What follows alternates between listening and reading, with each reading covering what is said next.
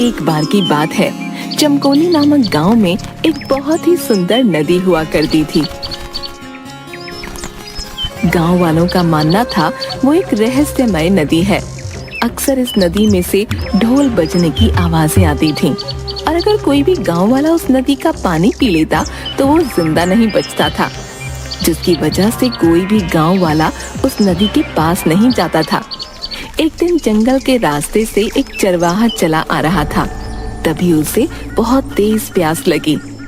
अरे भाई, इतनी गर्मी है, बहुत थक गया हूँ।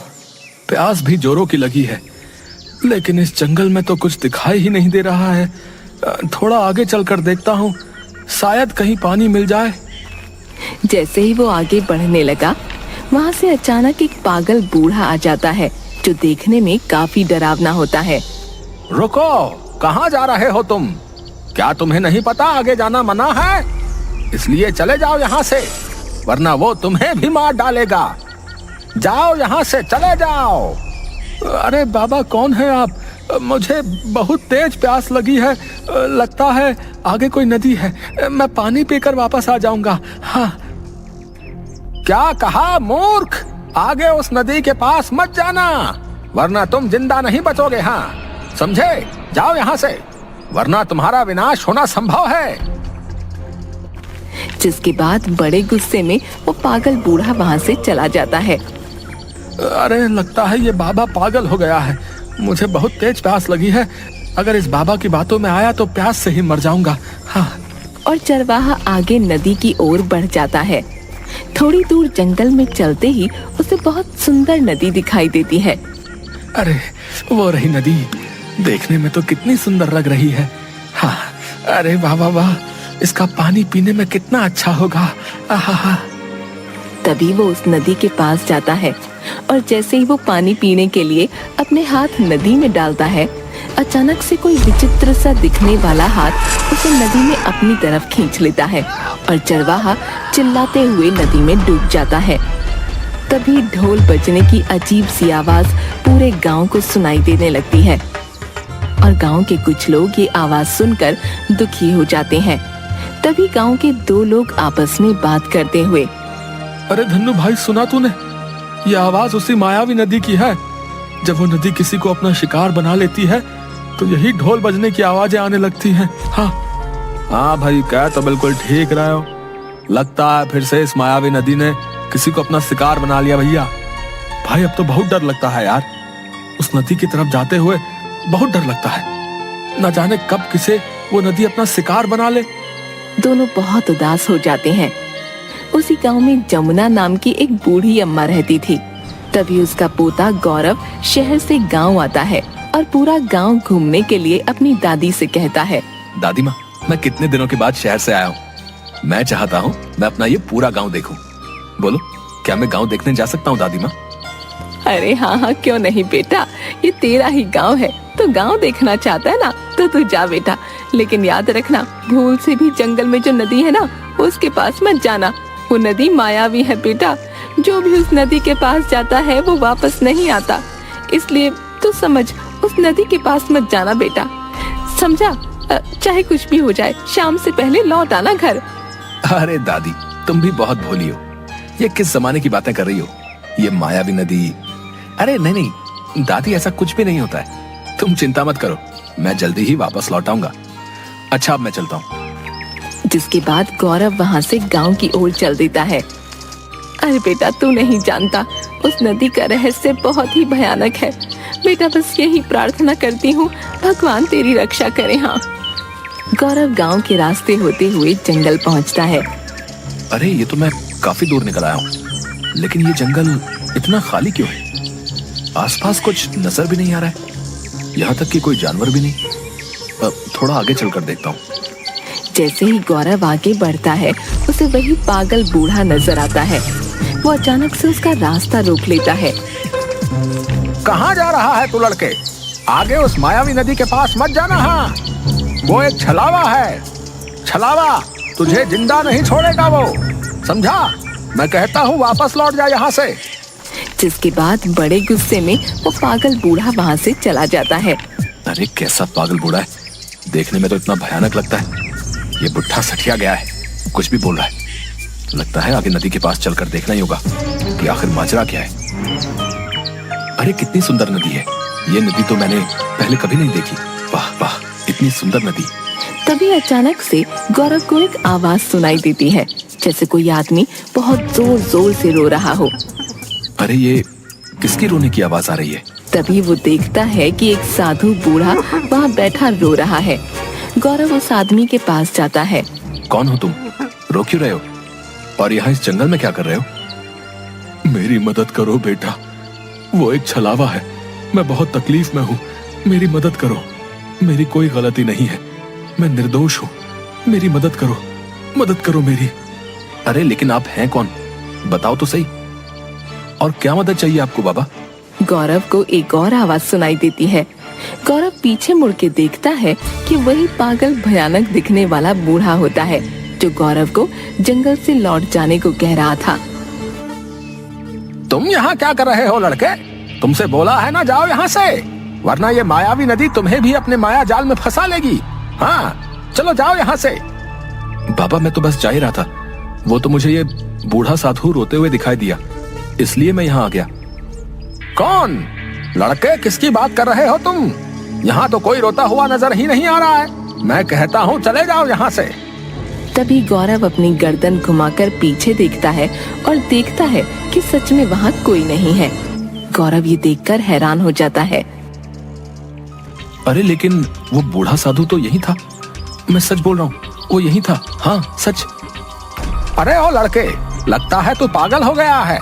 शाम होने को है, तू जहाँ से आया है वहीं वापस चला जा, समझा? वरना अच्छा नहीं होगा। जा चला जा यहाँ से। वो एक छलावा है, छलावा, वो तुझे जिंदा नहीं छोड़ेगा। अगर अपनी जान प्यारी है तो चला जा यहाँ से। अरे ये आप क्या बोल रहे हैं? कौन है छलावा? मेरी तो कुछ समझ नहीं आ रहा है, बताओ मुझे, आप किस छलावे की बात कर रहे हैं, बताओ। देखो लड़के, मैंने तुझे बोला ना, जा यहाँ से। तेरे सवालों का मेरे पास कोई उत्तर नहीं है। जा यहाँ से, वरना अच्छा नहीं होगा, समझा? उससे कोई नहीं बच सकता है। जा चला जा यहाँ से। अच्छा ठीक है बाबा, जाता हूँ। मुझे भी ये जगह बहुत अजीब लग रही है। जिसके बाद वो वहाँ से अपने घर आता है, जहाँ पर गौरव की दादी उसका इंतजार कर रही थी। अरे आ गया तू, कहाँ रह गया था? कब से इंतजार कर रही थी। तू नहीं जानता कब से मेरा मन बैठा जा रहा था। सोच रही थी कहीं तू उस जंगल में उस मायावी नदी के पास तो नहीं चला गया। बता कहाँ रह गया था तू? अगर मैंने दादी को बताया कि मैं जंगल में उस नदी के पास गया था तो बहुत डांट लगाएगी। नहीं, मैं दादी को नहीं बताऊंगा कि मैं वहां उस मायावी नदी के पास गया था। अरे दादी, तुम बेकार में ही चिंता करती हो। मैं तो बस रास्ते में अपने बचपन के दोस्त सोनू से बातें करने लग गया था। अब तुम तो जानती हो सोनू को, कितनी बातें बनाता है। इतने दिन बाद उससे मिलना हुआ तो बस दोनों बचपन की बातें करने लगे और घर आने में देर हो गई। अच्छा ठीक है, तू कहता है तो मान लेती हूँ तेरी बात। अच्छा तू अब जल्दी से हाथ मुंह धो ले, मैं तेरे लिए रोटी लेकर आती हूँ। हाँ ठीक है दादी, वैसे भी मुझे बहुत जोरों की भूख लगी है, जल्दी से अपने हाथ का गर्मा गर्म खाना खिला दो। जिसके बाद बूढ़ी अम्मा गौरव को खाना लाकर देती हैं। गौरव बड़े चाव से अपनी दादी के हाथ का खाना खाता है और अपनी झोपड़ी में आराम करने लगता है। लेकिन गौरव जंगल में अचानक से गायब हुए उस साधु बूढ़े के बारे में सोच रहा था। न जाने जंगल में बैठा वो साधु बूढ़ा रो क्यों रहा था, और वो अचानक से कहां गायब हो गया। ऐसा तो मैंने पहले कभी नहीं देखा। लगता है जरूर उस जंगल में कुछ तो है जो गांव वाले नहीं जानते। मुझे कल फिर से उस जंगल में उस मायावी नदी के पास जाकर देखना ही होगा। आखिर क्या रहस्य है उस मायावी नदी का। सुबह गौरव नींद से उठता है और देखता है गांव वालों का बहुत शोर हो रहा है। गांव की एक औरत बैठी जोर जोर से रो रही थी और उसके पास गांव वालों की भीड़ लगी थी।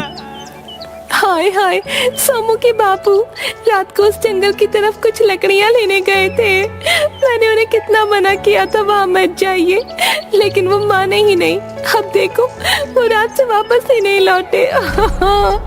ये क्या हो गया, अब मैं क्या करूँगी? अरे आप ये क्या बोल रही हैं? आपके पति जंगल से वापस नहीं आए? आखिर क्या हुआ है उन्हें, बताओ मुझे। अरे बेटा, तुम्हें नहीं पता उस जंगल में उस मायावी नदी के पास जो भी गांव वाला जाता है वो लौट कर वापस नहीं आता है। वो नदी मायावी है बेटा, वहाँ से कोई जिंदा वापस नहीं लौटता है। गौरव को ये बात बहुत हैरान कर देती है। आखिर क्या रहस्य है उस मायावी नदी का? सच में वो एक मायावी नदी है जो गांव वालों को मार डालती है? मुझे इसका पता लगाना ही होगा। गौरव जंगल में मायावी नदी के पास जाता है और शाम हो जाती है कि अचानक से गौरव को किसी की आवाज सुनाई देती है, मानो कोई किसी की आराधना कर रहा हो। ओम द्वितीय देव प्रसन्न हो, ओम द्वितीय देव प्रसन्न हो, ओम द्वितीय देव प्रसन्न हो, आओ मेरे समक्ष प्रस्तुत हो। अरे ये अजीब सी आवाजें कहाँ से आ रही हैं? चलते चलते गौरव जंगल में मायावी नदी के पास चला जाता है और वो जो देखता है उसे देखकर गौरव हैरान रह जाता है। वो देखता है कि वही पागल बूढ़ा एक बहुत बड़े राक्षस की तस्वीर के आगे बैठा है, आराधना कर रहा है और वहाँ पर कई शव रखे हुए हैं। ओम द्वितीय देव प्रसन्न हो, आज बस एक और इंसान की बलि देनी बाकी है आपको, फिर उसके बाद आप प्रसन्न हो जाएंगे और मुझे संसार में सबसे अधिक शक्तिशाली होने का वरदान मिल जाएगा। ये सब देखकर गौरव के होश उड़ जाते हैं। ये सब यहाँ क्या हो रहा है? ये तो वही पागल बूढ़ा है, लेकिन ये यहाँ ऐसे, और उसके पास इतने सारे इंसानी शव यहाँ क्या कर रहे हैं? यहाँ किसे प्रसन्न करने की कोशिश कर रहा है ये? कौन है ये राक्षस? मेरी तो कुछ समझ में नहीं आ रहा है। कि तभी फिर से किसी के रोने की आवाज सुनाई देती है। अरे तो बिल्कुल वैसे ही रोने की आवाज है जैसे मैंने कल सुनी थी। गौरव अपनी उल्टी दिशा की तरफ चलने लगता है और देखता है वही बूढ़ा साधु नदी किनारे बैठा रो रहा होता है। गौरव उसके पास जाता है। अरे तुम तो वही साधु हो ना जो कल यहाँ बैठे रो रहे थे, और अचानक से तुम गायब कैसे हो गए थे? आखिर कौन हो तुम? बताओ मुझे, तुम रो क्यों रहे हो? मैं तुम्हारे बारे में जानना चाहता हूँ, बताओ मुझे। मेरी मदद करो बेटा, मुझे मुक्ति दिलाओ। मैं तो कई साल पहले ही मर चुका हूँ, लेकिन मेरी आत्मा आज भी यहीं भटक रही है। उस पापी को जब तक उसके किए की सजा नहीं मिलेगी, मेरी आत्मा यूं ही भटकती रहेगी, इसे कभी शांति नहीं मिलेगी। ये तुम क्या बोल रहे हो? क्या तुम सच में मर चुके हो? लेकिन कैसे? आखिर कैसे? और कौन है वो पापी जिसे तुम सजा दिलाना चाहते हो? बताओ मुझे। बेटा, बहुत साल पहले की बात है। मेरे पिताजी रायगढ़ के एक पुजारी थे। हम दो भाई थे। पिताजी ने हम दोनों भाइयों को एक समान ही सीख दी थी। मैं बचपन से ही बहुत होशियार और सीधा था, लेकिन मेरा भाई नीलनाथ उतना ही चालाक और घमंडी था। उसे बचपन से ही सबसे शक्तिशाली बनना था, इसलिए उसने इसका गलत रास्ता अपनाया। वो दिति नामक राक्षस की पूजा करने लगा और उस राक्षस को खुश करने के लिए इंसानों की बलि देने लगा। जब ये बात मुझे पता चली तो मैंने पिताजी को ये बात बता दी और पिताजी ने सभी गांव वालों के सामने उसको बेइज्जत करके गांव से निकाल दिया। तब से नीलनाथ मेरा भाई मेरी जान का दुश्मन बन गया और उसके दिति राक्षस को खुश करने की विधि भी अधूरी रह गई। एक दिन जब मैं इस गांव में ईश्वर की तपस्या करने आया तो मेरा भाई नीलनाथ, जो पहले से ही इस गांव में दिति राक्षस को खुश करने के लिए उसकी आराधना कर रहा था, एक दिन उसने मुझे इस नदी के किनारे तपस्या करते हुए देख लिया और उसमें मुझसे बदला लेने की भावना जागृत हो गई। एक दिन वो पापी दिति राक्षस को खुश करने के लिए नदी किनारे आए लोगों की बलि देने का षड्यंत्र रचने लगा और एक एक करके कई गांव वालों को मौत के घाट उतार दिया। लेकिन उसने इस सब का दोष मेरे माथे लगा दिया और उसने मुझे इसी गांव के लोगों के हाथों मरवा दिया। मैं तो कई साल पहले ही मर चुका हूं बेटा। अब मैं एक आत्मा हूं जो तुमसे बात कर रहा हूं, लेकिन मेरी आत्मा को आज भी मुक्ति नहीं मिली है। मैं तब से यही इसी जंगल में भटक रहा हूं। गौरव ये सुनकर हैरान रह जाता है। ये तुम क्या कह रहे हो? क्या सच में तुम्हारा दुष्ट भाई नीलनाथ ही तुम्हारी हत्या का जिम्मेदार है? लेकिन इस जंगल में मायावी नदी में जो भी पानी पीने आता है उसकी मृत्यु का क्या कारण है? क्या सच में एक मायावी नदी है? बताओ मुझे। नहीं बेटा, ये कोई मायावी नदी नहीं है, बल्कि गांव वालों की मौत के पीछे मेरे दुष्ट भाई नीलनाथ का ही हाथ है। वो ही दिति राक्षस की पूजा करके उसे खुश करके सबसे शक्तिशाली होने का वरदान मांगना चाहता है। जिसके लिए वो दिति राक्षस को इंसान की बलि चढ़ाया करता है। अब बस उसकी ये आराधना पूरी होने को है। अब उसे अपने आखिरी शिकार की आवश्यकता है, जिसकी बलि देकर वो दिति राक्षस को प्रसन्न कर लेगा और उसे इस संसार में सर्वशक्तिमान का वरदान मिल जाएगा। वो पापी इस संसार में सबसे अधिक शक्तिशाली होना चाहता है और ऐसा होने के लिए अब बस उसे मात्र एक ही बलि देनी है, जिसके बाद वो दुष्ट सर्वनाश कर देगा। ये तुम क्या बोल रहे हो? क्या सच में वो दुष्ट और पापी साधु इतना खतरनाक है? वो ये सब कैसे करता है, बताओ मुझे। जब इस गांव के लोग इस जंगल में आते हैं और जब उन्हें प्यास लगती है तो वो इस नदी का पानी पीने यहाँ अवश्य ही आते हैं, जिसका फायदा वो दुष्ट नीलनाथ उठाता है।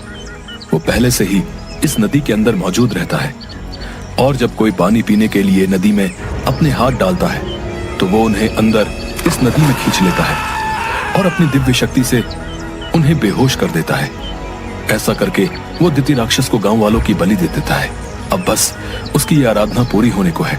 अब उसे अपने आखिरी शिकार की आवश्यकता है, जिसकी बलि देकर वो दिति राक्षस को प्रसन्न कर लेगा और उसे इस संसार में सर्वशक्तिमान का वरदान मिल जाएगा। वो पापी इस संसार में सबसे अधिक शक्तिशाली होना चाहता है और ऐसा होने के लिए अब बस उसे मात्र एक ही बलि देनी है, जिसके बाद वो दुष्ट सर्वनाश कर देगा। ये तुम क्या बोल रहे हो? नहीं, मैं ऐसा कभी नहीं होने दूंगा। वो पापी उस दिति राक्षस को कभी खुश नहीं कर पाएगा और ना ही मैं अब किसी और गांव वाले को उसका शिकार बनने दूंगा। उस दुष्ट को उसके किए की सजा जरूर मिलेगी और गांव वालों को यह भी पता चलेगा कि दुष्ट तुम नहीं थे, बल्कि वो तुम्हारा भाई है, वही अपराधी है गांव वालों की हत्या का। उस दुष्ट साधु की सच्चाई मैं सबके सामने लाकर रहूंगा। बेटा, जब तक उस दुष्ट के किए की सजा उसे नहीं मिलेगी तब तक मेरी आत्मा को शांति नहीं मिलेगी और मैं यूं ही इस जंगल में भटकता रहूंगा। लेकिन बेटा, उस पापी की मौत इतनी आसानी से नहीं होगी। इसके लिए तुम्हें नदी के पार से शिवजी के मंदिर से गंगा जल लाना होगा। उसी गंगा जल से दुष्ट नीलनाथ जलकर खाक हो जाएगा। लेकिन यह सब तुम्हें बड़ी होशियारी के साथ करना होगा। अगर उस दुष्ट को तुम्हारे बारे में पता लग गया तो वो तुम्हें जिंदा नहीं छोड़ेगा बेटा। आप चिंता मत कीजिए बाबा, मैं नदी पार जाकर शिवजी के मंदिर से गंगा जल अवश्य लेकर आऊंगा। और अब तुम देखना, उस दुष्ट नीलनाथ को उसके किए की सजा जरूर मिलेगी और तुम्हारी आत्मा को मुक्ति भी मिलेगी। अगले दिन गौरव सुबह नदी पार शिवजी के मंदिर में जाता है। वो देखता है एक बहुत ही सुंदर शिवजी का मंदिर है, जहाँ एक पुजारी बैठा था। पुजारी जी, मैं मायावी नदी के उस पार से आया हूँ। मुझे शिवजी का अमृत गंगा जल दे दीजिए। इस गंगा जल से मुझे एक दुष्ट का सर्वनाश करना है। सर्वनाश? आखिर बेटा तुम किस दुष्ट की बात कर रहे हो? बताओ हमें, क्यों तुम्हें शिवजी का अमृत गंगा जल चाहिए? जिसके बाद गौरव पुजारी को सारी बात बताता है। हाँ हाँ, क्यों नहीं बेटा, मैं अवश्य ही तुम्हें शिवजी का अमृत गंगा जल दे देता हूँ। ये तुम्हारी उस दुष्ट का नाश करने में अवश्य ही सहायता करेगा। जिसके बाद पुजारी गौरव को गंगा जल देते हैं और गौरव वहाँ से चल देता है। उधर जंगल में नदी किनारे गांव का ही एक आदमी आता है और उस नदी का पानी पीने ही लगता है कि नदी में पहले से मौजूद दुष्ट साधु उस आदमी को अंदर नदी में खींच लेता है और अपनी दिव्य शक्ति से उसको बेहोश कर देता है। जंगल में एक स्थान पर राक्षस की मूर्ति के आगे, जहाँ वो नीलनाथ राक्षस की पूजा किया करता था, उस आदमी के शरीर को राक्षस के सामने लेटा देता है। देखो देखो, मेरे परमात्मा द्वितीय देव, आज मैं तुम्हारे लिए अंतिम बलि लेकर आया हूँ। इससे तुम जरूर खुश हो जाओगे और मुझे इस संसार में सबसे अधिक शक्तिशाली होने का वरदान दे दोगे। अब मुझे शक्तिशाली होने से कोई नहीं रोक सकता। हाँ।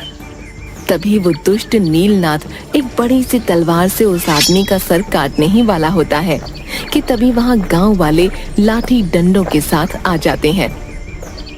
रुक जाओ दुष्ट, आज हम तुम्हें जिंदा नहीं छोड़ेंगे। हाँ, तुम ही हो गांव वालों की मौत के हत्यारे। रुक जाओ, आज हम तुम्हें जिंदा नहीं छोड़ेंगे। हाँ। उन्हें आता देख वो दुष्ट पाखंडी रुक जाता है और तलवार उसके हाथ से नीचे गिर जाती है और गांव वाले उस दुष्ट को पकड़ लेते हैं। लेकिन दुष्ट पाखंडी देखते ही देखते गांव वालों के बीच से गायब हो जाता है और जोर जोर से हंसने लगता है। तुम मुझे कभी नहीं पकड़ पाओगे गांव वालों। ये तुमने अच्छा नहीं किया। आज मैं आखिरी बलि के साथ साथ अपने परमात्मा द्वितीय को तुम सबकी भी बलि दूंगा। हाँ, मैं तुम सबको मार डालूंगा। तुमने मेरी आराधना को भंग करने की कोशिश की, मैं तुम्हें मार डालूंगा। उसकी ये सब बातें सुनकर गांव वाले बहुत डर जाते हैं। तभी वो दुष्ट नीलनाथ फिर से दिखाई देता है कि तभी वहाँ गौरव गंगा जल लेकर आता है। दुष्ट नीलनाथ पापी, अब तुझे अपने किए की सजा जरूर मिलेगी। ये देख, अब तू जलकर खाक हो जाएगा, अब नहीं बच पाएगा। जितने भी तूने पाप किए हैं उसकी सजा अब तुझे जरूर मिलेगी। गौरव गंगा जल उस दुष्ट पाखंडी के ऊपर फेंक देता है। नहीं नहीं, ये तुमने क्या किया लड़के? मेरी इतने वर्षों की तपस्या को मिट्टी में मिला दिया। नहीं नहीं, ये तूने अच्छा नहीं किया। और देखते ही देखते वो पापी जलकर भस्म हो जाता है। गांव वाले बड़ी हैरानी से ये दृश्य देख रहे होते हैं और सब अच्छे से समझ जाते हैं। तुम्हारा बहुत बहुत धन्यवाद गौरव बेटा। अगर कल रात तुम हमें यहाँ आने के लिए ना कहते तो हम इस दुष्ट पाखंडी की सच्चाई कभी नहीं जान पाते। हम हमेशा से यही समझते रहे कि ये नदी ही मायावी है जो गांव वालों की मौत का कारण है, लेकिन तुमने यहाँ आकर हमारी आंखों पर पड़ा इतना बड़ा पर्दा हटा दिया बेटा। अगर तुम ना होते तो आज भी वो पापी किसी न किसी की बलि दे रहा होता। सच में तुम बहुत ही बहादुर हो। तुम हमारे लिए इस गांव में एक फरिश्ता बनकर आए हो बेटा। अरे ये तो मेरा कर्तव्य था। आप लोग मेरा धन्यवाद मत कीजिए। ये गांव जितना आप लोगों का है उतना ही मेरा भी है, इसलिए मैंने जो कुछ भी किया वो अपने और अपने गांव वालों के लिए ही किया है। ये बात सुनकर सभी गांव वाले बहुत खुश होते हैं और गौरव को अपने गले से लगा लेते हैं। तभी गौरव को वो बूढ़ा साधु नजर आता है। तुम्हारा बहुत बहुत धन्यवाद बेटा। अब मेरी आत्मा को शांति मिल गई है। उस दुष्ट नीलनाथ को उसके किए की सजा मिल चुकी है। अब मैं यहाँ से जा रहा हूँ बेटा। तुम एक नेक दिल और होशियार इंसान हो। सदैव ऐसे ही रहना बेटा। जिसके बाद वो बूढ़े साधु की आत्मा वहाँ से हमेशा हमेशा के लिए चली जाती है और सभी गांव वाले बिना डर के फिर से खुशी खुशी रहने लगते हैं।